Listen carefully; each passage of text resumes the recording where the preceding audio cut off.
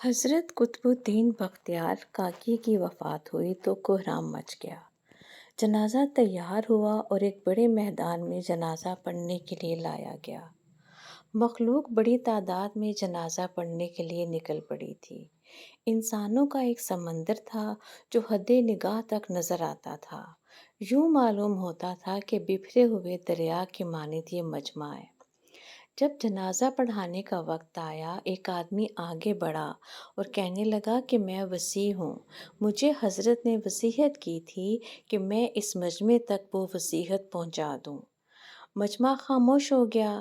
وصیت یہ تھی کہ حضرت قطب الدین بختیار کاکی نے یہ وصیت کی کہ میرا جنازہ وہ شخص پڑھائے جس کے اندر یہ 4 خوبیاں ہوں۔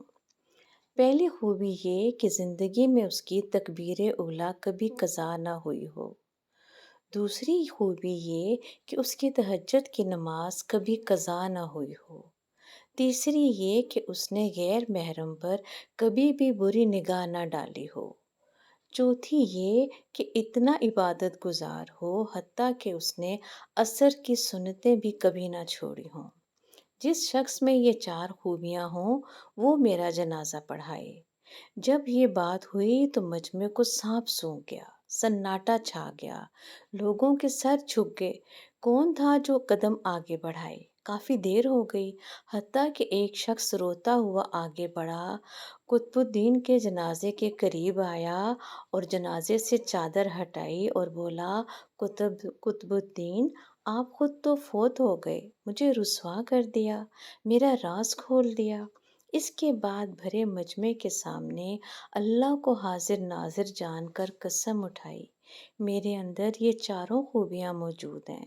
لوگوں نے دیکھا کہ یہ وقت کا بادشاہ شمس الدین التمش تھا۔ اگر بادشاہی کرنے والے دینی زندگی گزار سکتے ہیں تو کیا ہم جیسے لوگ دینی زندگی نہیں گزار سکتے؟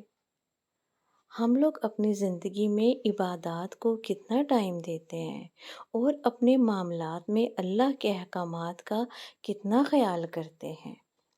اللہ رب العزت ہمیں نیکی کرنے کی توفیق عطا فرمائے، اور یہ جو ہم نے دین کو اور معاملات کو الگ رکھا ہے نا، اس چیز سے بچنے کی کوشش کریں۔ عبادات اور معاملات دونوں کو ساتھ لے کر چلیں، کیونکہ حقوق اللہ رب العزت معاف کر سکتا ہے، لیکن حقوق العباد تب تک معاف نہ ہوں گے جب تک کہ کوئی بندہ خود معاف نہ کرے۔